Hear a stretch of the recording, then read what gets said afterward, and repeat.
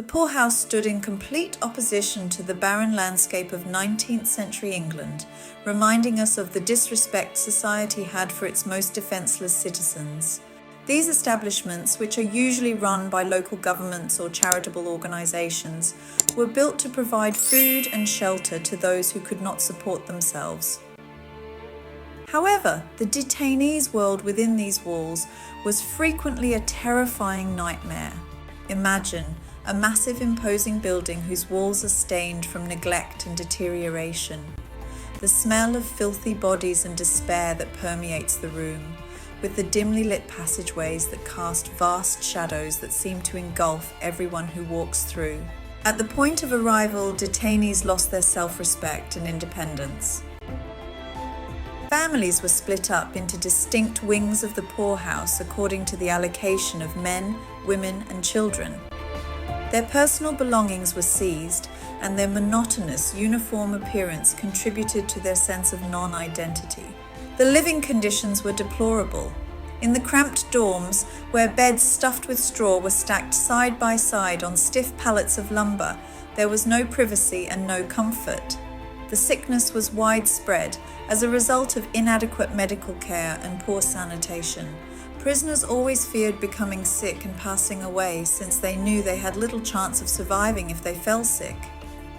The only healthy food that was available was bread and gruel. Meals were scheduled at times when the prisoners were herded in like cattle to receive their insufficient rations.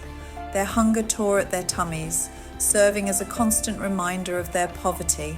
There was no healthcare provided, and there was inadequate medical care. Access to doctors and certified nurses was frequently difficult for inmates, and basic medical supplies were typically in short supply.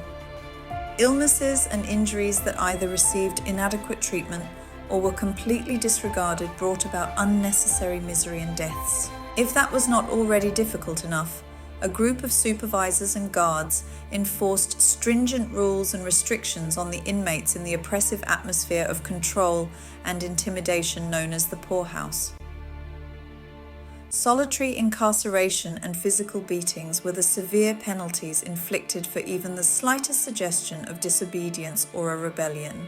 The poorhouse became a jail from which many could never escape.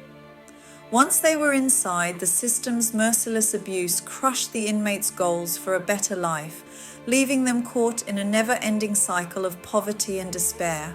An inmate's life after being released from the poorhouse was shaped by their unique situation and the resources that were made accessible to them.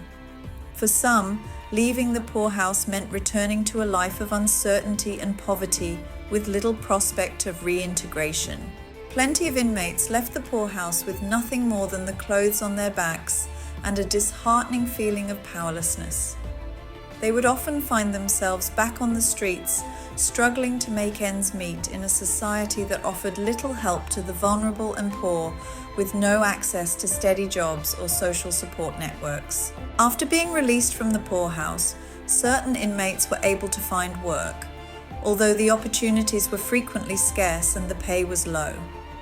Low-paying jobs with difficult working conditions were common, such as those in factories, mines, and domestic service.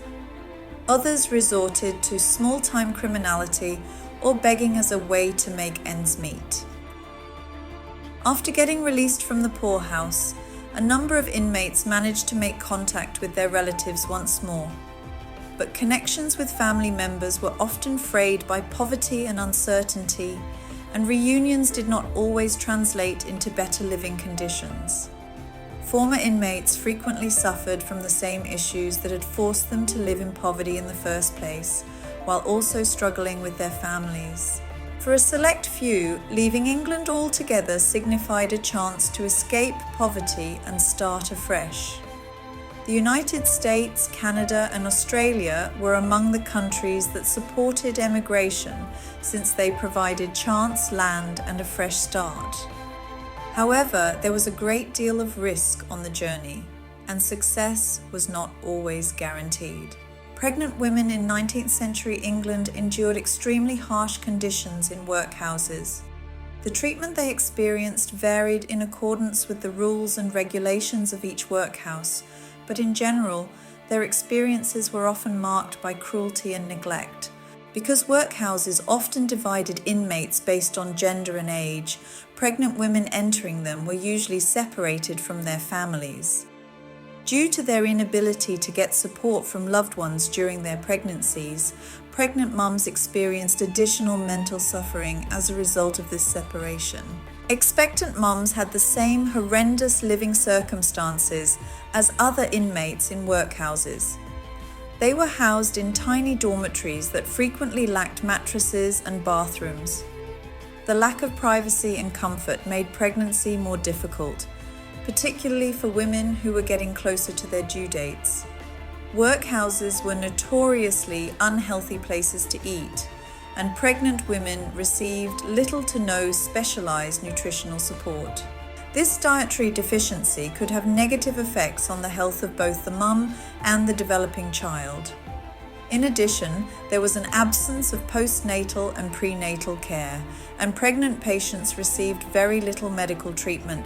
Workhouses were designed to be internal relief facilities, where inmates who were in good physical condition would work for food and shelter. Even though it was physically demanding on their bodies, pregnant women were often assigned difficult assignments like housework or laundry. Hard work and little sleep contributed to exhaustion and increased the risk of issues during pregnancy and childbirth. Both other prisoners and workhouse employees subjected pregnant women to social stigma and judgment. Particularly unmarried mothers faced moral judgment and blame for the acts they committed. The already difficult circumstances they faced were made worse by this additional emotional weight they had to carry. In official records, the child of an unwed mother might be labelled as illegitimate, highlighting the fact that they were born out of wedlock. This term carried significant social stigma and could have lasting implications for the child's social standing and opportunities in life. When referring to children born to single mothers, the word bastard was occasionally used, but it was less common in official papers because of its negative connotations. This word was exceedingly degrading and showed the moral sentiments that were widespread in the 19th century regarding illegitimate birth. Natural mother and natural child were euphemisms used infrequently to refer to single mothers and their offspring, but they nevertheless had implications of ethical disapproval and rejection from society. The widespread exploitation of underprivileged children for employment throughout the 19th century was an important aspect of the Industrial Revolution that altered economies and cultures all across the world. This account demonstrates the harshness and difficult circumstances these children endured at the time. They worked continuously from dawn to dusk, subjecting themselves to the severe demands of the business. Many of these children were just 5 or 6 years old when they were forced into the workforce due to their extreme poverty because they lacked legal protection. Shady employers could effortlessly take advantage of them and treat them like disposable labor. 20th century societies saw a shift from rural to industrial economies, which led to previously unheard of levels of industrialization and growth in population. Significant cultural changes followed, with many individuals moving from rural to urban areas in search of employment. Urbanization, which also increased social mobility and cultural diversity, was the primary cause of new socioeconomic issues like poverty, overpopulation, and environmental degradation. Only in the late 19th and early 20th century did the law and social reform organizations collaborate to address the issue of child labor. The dire situation of child laborers was the subject of continuous campaigns, which resulted in the passage of legislation to restrict the employment of children and improve working conditions. But the wounds from this horrible era of history are still very much present in popular culture, acting as a sobering reminder of what happens when profit is prioritized before justice and compassion. May we strive to create a world where no one is left behind, where the dignity and worth of every individual are upheld, and where the legacy of the poorhouses serves as a reminder of the importance of compassion and community in building a better tomorrow. If you enjoyed this video and found it helpful, don't forget to hit that subscribe button and ring the notification bell so you never miss out on our latest content. Subscribing is completely free and it really helps us out, so you can stay updated with our future videos. Also, if you have any questions or suggestions, feel free to leave them in the comments below.